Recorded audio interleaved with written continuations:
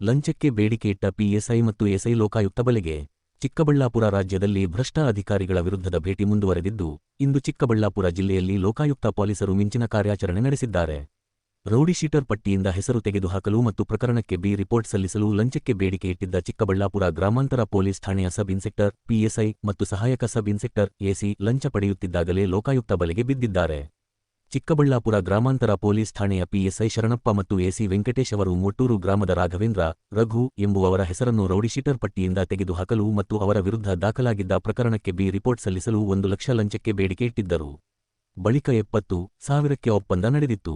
ಆದರೆ ಭ್ರಷ್ಟ ಅಧಿಕಾರಿಗಳಿಗೆ ಪಾಠ ಕಲಿಸಲು ನಿರ್ಧರಿಸಿದ ರಾಘವೇಂದ್ರ ಅವರು ಲೋಕಾಯುಕ್ತ ಪೊಲೀಸರ ಮೊರೆ ಹೋದರು. ಖಚಿತ ಮಾಹಿತಿ ಮೇರೆಗೆ ಲೋಕಾಯುಕ್ತ ಅಧಿಕಾರಿಗಳು ಬಲೆ ಬೀಸಿದರು. ಇಂದು ರಾಘವೇಂದ್ರ ಅವರು ಪಿಎಸ್ಐ ಶರಣಪ್ಪ ಮತ್ತು ಎಸಿ ವೆಂಕಟೇಶ್ ಅವರಿಗೆ 70,000 ಹಣ ನೀಡುತ್ತಿದ್ದರು.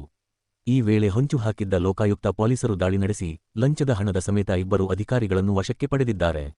ಲಂಚದ ಹಣವನ್ನು ಮುಟ್ಟಿದ್ದ ಅಧಿಕಾರಿಗಳ ಕೈಬೆರಳುಗಳು ಲೋಕಾಯುಕ್ತ ತಪಾಸಣೆಯ ವೇಳೆ ಕೆಂಪು ಬಣ್ಣಕ್ಕೆ ತಿರುಗಿದ್ದು, ಇದು ಭ್ರಷ್ಟಾಚಾರಕ್ಕೆ ಪ್ರಬಲ ಸಾಕ್ಷಿಯಾಗಿದೆ. ಚಿಕ್ಕಬಳ್ಳಾಪುರ ಗ್ರಾಮಾಂತರ ಪೊಲೀಸ್ ಠಾಣೆಯ ಪಿಎಸ್ಐ ಶರಣಪ್ಪ ಮತ್ತು ಎಸಿ ವೆಂಕಟೇಶ್ ಅವರೇ ಲೋಕಾಯುಕ್ತ ಬಲೆಗೆ ಬಿದ್ದ ಅಧಿಕಾರಿಗಳು. ಇವರಿಬ್ಬರು ಸೇರಿಕೊಂಡು ಲಂಚಕ್ಕೆ ಬೇಡಿಕೆ ಇಟ್ಟಿದ್ದರು ಮತ್ತು ಜಂಟಿಯಾಗಿ ಲಂಚ ಪಡೆಯುತ್ತಿದ್ದಾಗಲೇ ಸಿಕ್ಕಿಬಿದ್ದಿದ್ದಾರೆ. ಚಿಕ್ಕಬಳ್ಳಾಪುರ ಲೋಕಾಯುಕ್ತ ಎಸ್ಪಿ ಆಂಟೋನಿ ಜಾನ್ ಮತ್ತು ಡಿವೈಎಸ್ಪಿ ವೀರೇಂದ್ರ ಅವರ ನೇತೃತ್ವದ ತಂಡ ಯಶಸ್ವಿ ಕಾರ್ಯಾಚರಣೆ ನಡೆಸಿದೆ. ಸದ್ಯ 2 ಆರೋಪಿಗಳನ್ನು ಬಂಧಿಸಲಾಗಿದ್ದು, ಲೋಕಾಯುಕ್ತ ಕಚೇರಿಯಲ್ಲಿ ವಿಚಾರಣೆ ಮುಂದುವರೆದಿದೆ. ಠಾಣೆಯ ಇತರ ದಾಖಲೆಗಳನ್ನು ಸಹ ಅಧಿಕಾರಿಗಳು ಪರಿಶೀಲಿಸುತ್ತಿದ್ದಾರೆ.